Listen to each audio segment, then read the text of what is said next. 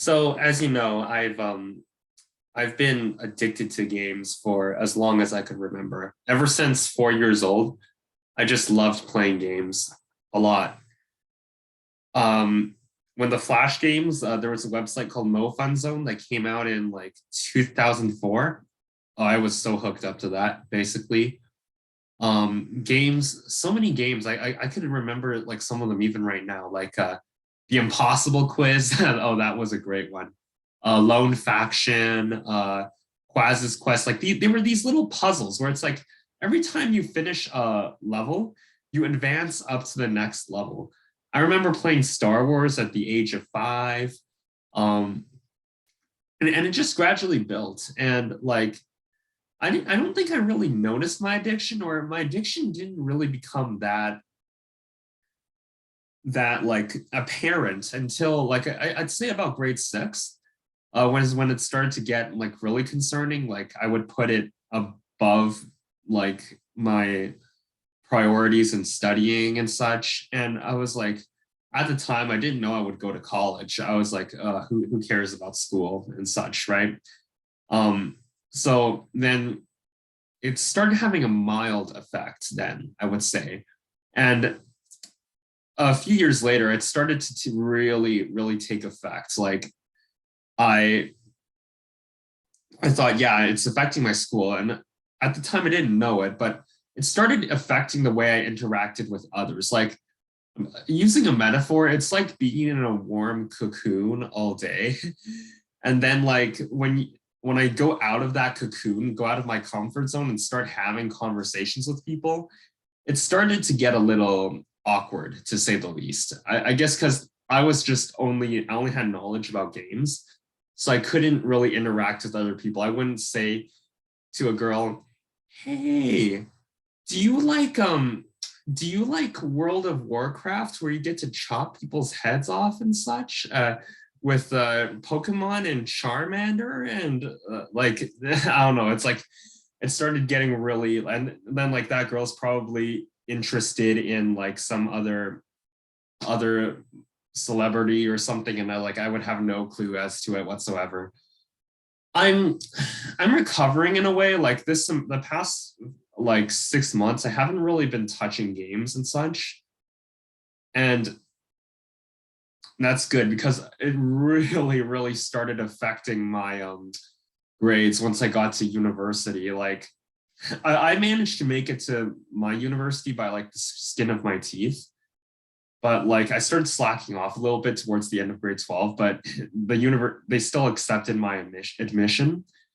Um, and then like yeah, I would play for it. The whole day would go by. Like I would say, oh, just 1 hour or 2 hours. And it was like, no, just one more game, one more game. It's like, oh, I'll eat lunch, then come back. It's like, okay, just one more game. And then it just goes so much to like the point where it's like, oh, the whole day went by. I feel like shit, like I haven't done anything.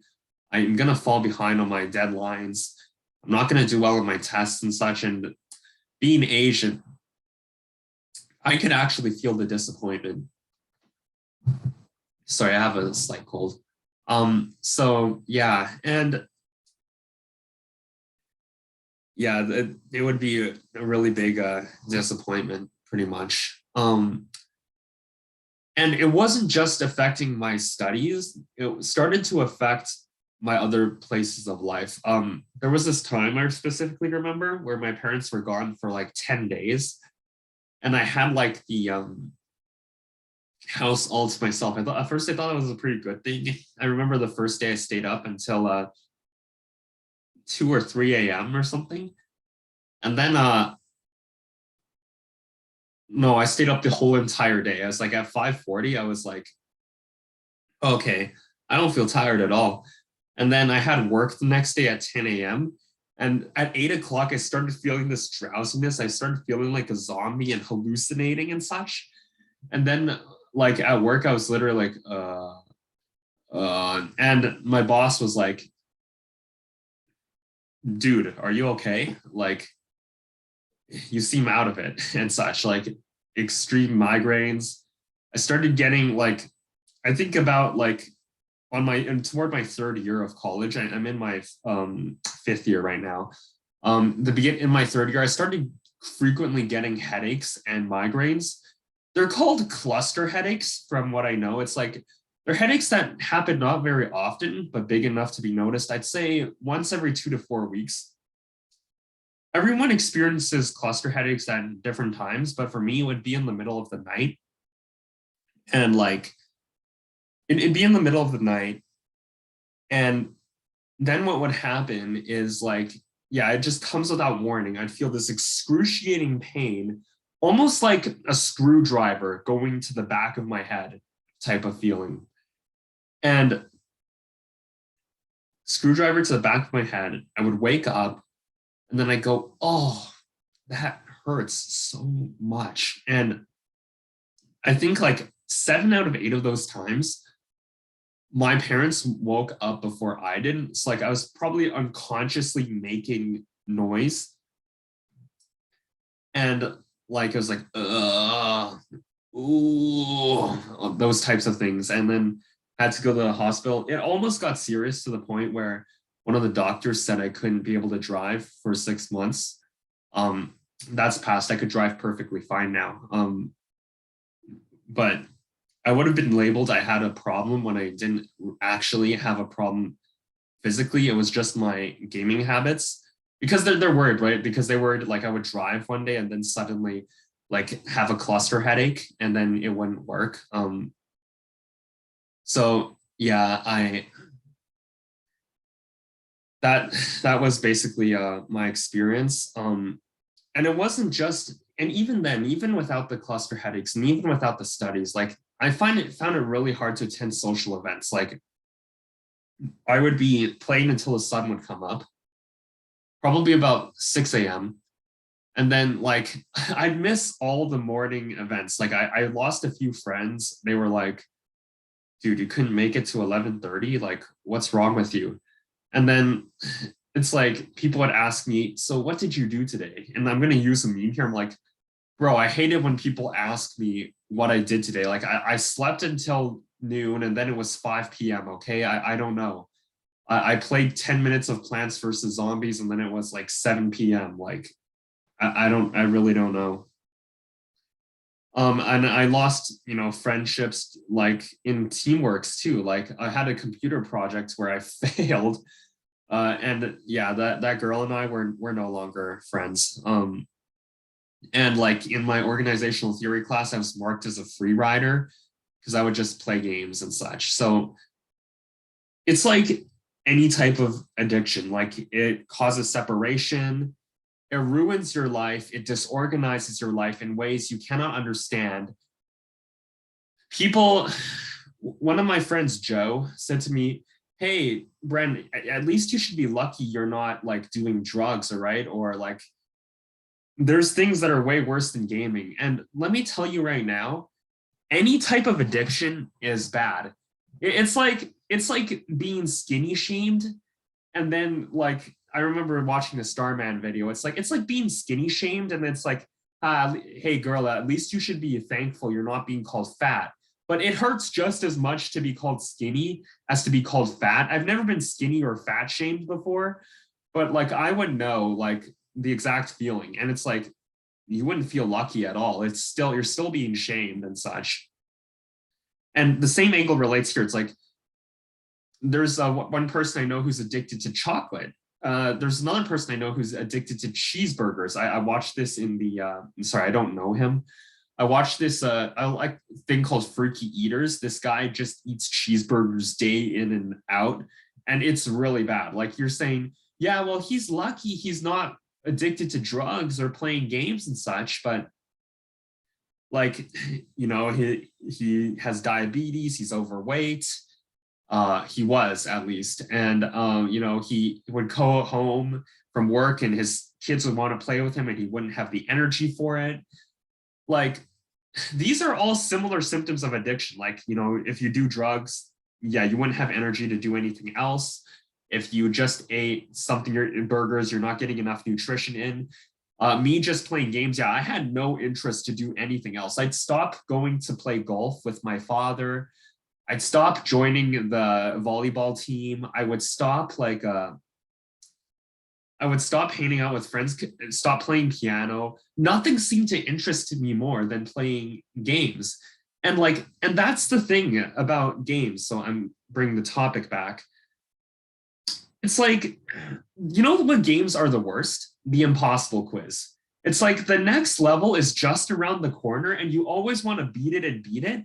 For all I could have known, there could have been at least 10,000 questions.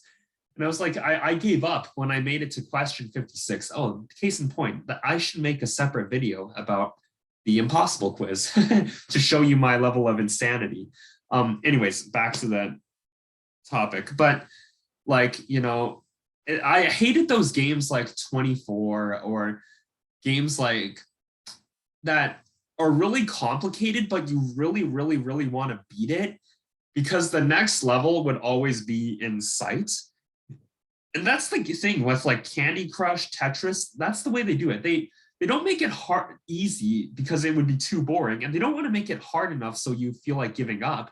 They make it just hard enough so you feel like the next level is always around the corner. And like that's the thing. You're like, that's why you'd say, at least for me, it would say one more, one more, one more. And gaming addiction is very serious. Like 20% of, from what I read, 20% of people who play games are addicted to them. Yeah. And I haven't had like, and when I get a girlfriend later, I have no doubt it will taint my relationship and sour my image, no doubt.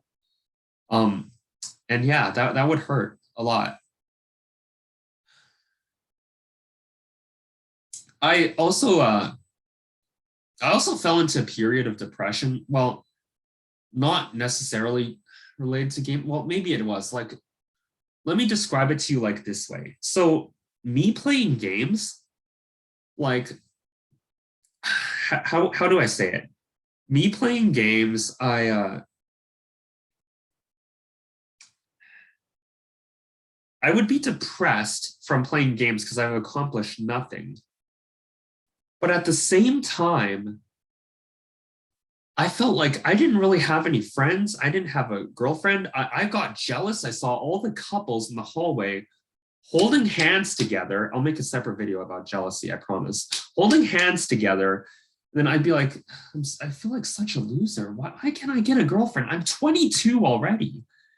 And like, why can't I be like those people who go on parties every Friday night or, you know, go to different events and such? And so I used gaming as a way to cope. Gaming caused me depression, and I was trying to use gaming to solve my depression, like if that makes sense. And like, that's the thing. I realize some people, not all people, but some people who are addicted use that addiction as a way to cope. And I don't want me or any of you guys out there who are addicted to become like, to use your substance, to rely on a substance that could harm you and maybe even kill you. Like, there are ways to cope. Like, honestly, I'm going to say it right now. I thank you so much for the 27 subscribers out here. Like, each one of you who subscribed, you're my heart. You're my friend, and I will keep you guys in my hearts forever, honestly. If you if you have any problems, email me, or, you know, just even shoot me a text in the comments. I always look at my YouTube comments. Yeah. So that's all for today. I hope you guys love this video. Don't do drugs, don't play games or any of these bad substances. Yeah. I'd love to stay, but for now, I gotta jump. I'll see you guys on the other side of the bridge. Catch you next time.